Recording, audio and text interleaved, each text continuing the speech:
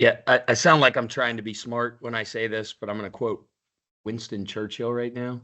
He said something about, this is kind of the end of the beginning, right? It's not the end, obviously. It's the end of the beginning. And by that I mean um, the last 8 weeks have been a lot, for our guys.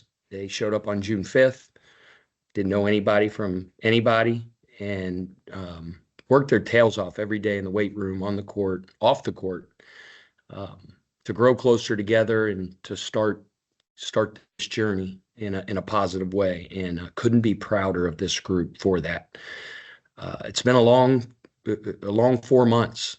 And I say long, sometimes I feel like it went by like a whirlwind, but from the time Josh called me and offered me the job to be the head coach at the University of Louisville, to kind of right now, it's been a blur, to say the least.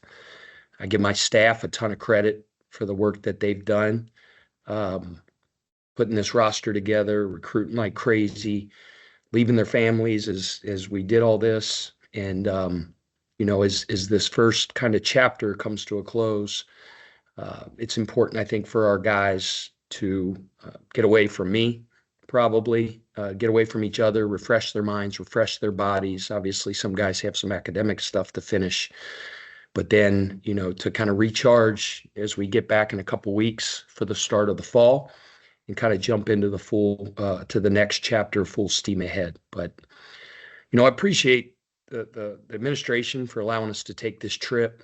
There's a lot of people that have done a lot of things in conjunction with that, whether it's the donors, the fans, people that contribute to NIL, specifically with this game. Chris Brown at L&N Credit Union really stepped up in the sponsorship of some of the stuff they did with Floyd Street Media. It's hard to just single out one, but I was mentioning Chris because of today's game specifically, but there's been so many people that have been wind at our back, that have continued to, support us. We're all new. I'm new. My staff's new. All of our players are new. And City of Louisville has embraced this team. And we appreciate that. We have a great, great fan base that's passionate.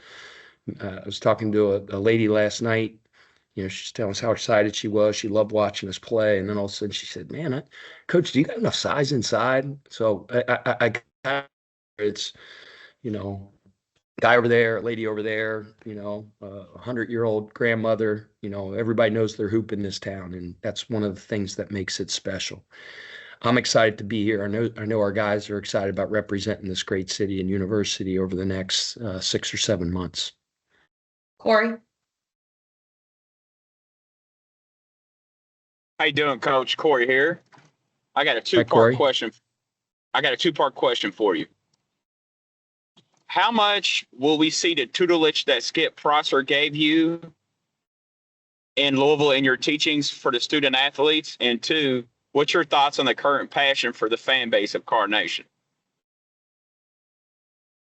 Well, the first part, Coach Prosser is a major influence in my life. Obviously, we lost him just about 17 years ago, almost exactly.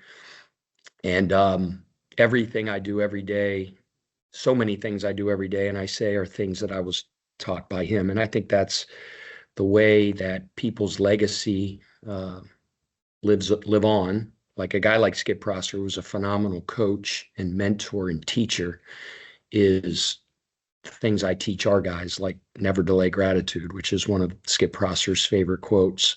And I mention his name because I want them to know the source, and I want his name and his legacy to continue. But appreciate you mentioning him. I love any chance I have to talk about Coach Prosser. And then, I mentioned earlier, our fan base is special.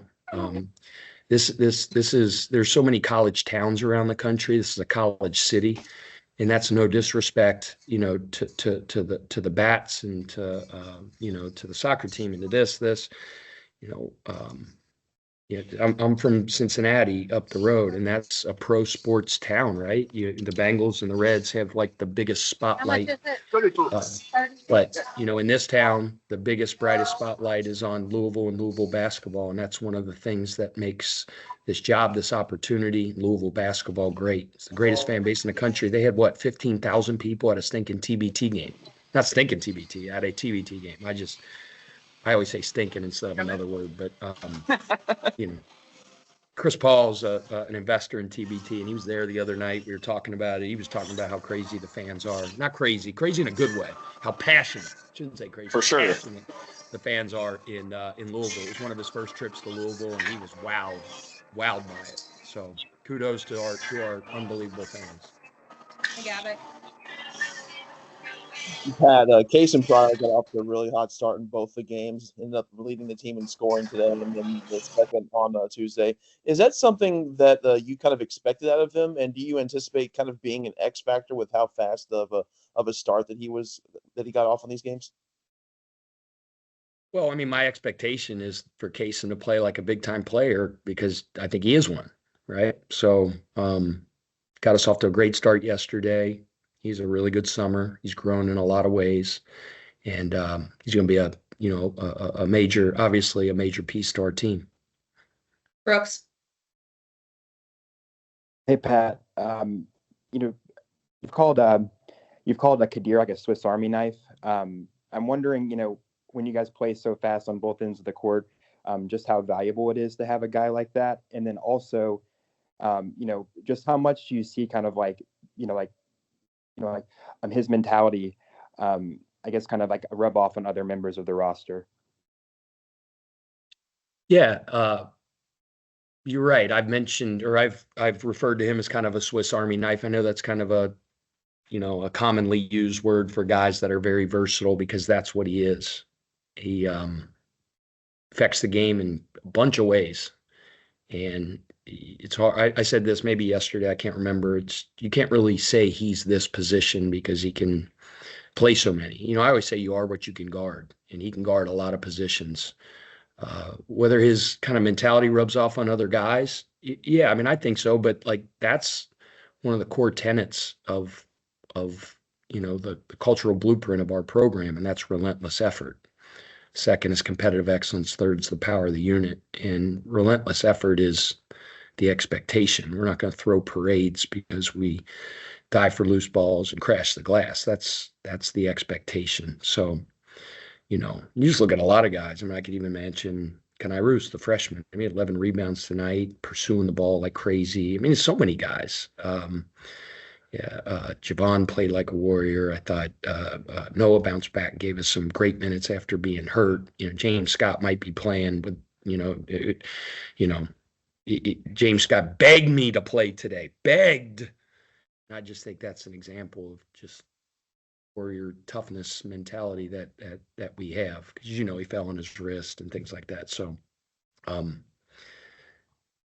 But no, you mentioned Kadir. I'm sorry, I started talking about everything else. But yeah, Kadir is a very versatile piece. Tyler Griever. Hey, Pat, you mentioned those three hallmarks of your program. Out of those three, or even all three, if it applies, which one were you most interested to see show up over these two exhibition games? And do you think one of them stood out above the others? Which one was I looking for to show in this thing? I mean, it's like asking me if I love one of my kids more than the next. No, like I love them, each one of them, with everything I got. And by the way, moving trucks are in Charleston, getting ready to move to Louisville. So a bunch of stuff over the last 4 months going on in our lives. But all three of those things, that was a weird analogy, but you know what I mean. I do. So, I'm with you. So relentless effort, competitive excellence, and a power to unit. Like, I want to see those all the time on every possession, right? Relentless effort is A to B as hard as you can every time. Competitive excellence is every rep's a game rep. We had that this morning at 8 a.m. on our shoot around. Our guys were locked in on defending baseline out of bounds for Calgary. And then the power of the unit is the uncommon commitment to the guy next to you. That's selflessness. That's loving your teammate. So I've seen a lot of all three of those over the last 3 months. We're far, far, far, far from a finished product. Far, in the world. I just wish these things didn't exist and social media didn't exist, but it does. My daughters are on it because that's what teenagers do. That's what people do. So guys are going to look at their phones and people are going to be telling them that the greatest thing since sliced bread, and they're the '84 Lakers and things like that. Like, we're going to be really good. We're not good yet. We got a long, long, long way to go. But I love this team, love the makeup, love the approach, love our toughness. And we got a chance to be really, really good. So Jeff Lightsey. Coach, you talked about you still got some things to clean up, after 2 dominant victories. From your perspective, what are the things that you want to see corrected that may need some work before, your first game a couple months from now? I don't know right now the best way to be honest and answer your question. Everything would be another thing to answer your question. Once I finally watch this tape, I haven't left my room since we got here, and I'm going to be on the water slide in about 24 minutes with my son. I'm going to find out a way to rent a jet ski, and we're going to go out on a jet ski. So, but once I watch this tape, it'll take me about 5 hours to do it because I'll pour over every single stinking possession.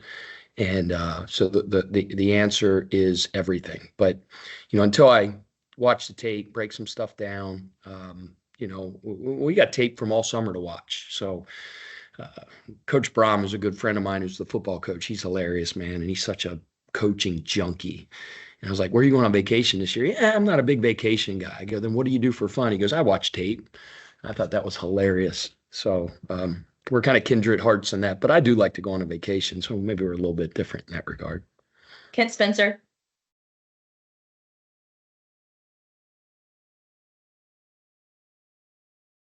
I think he's on mute, or maybe Kent.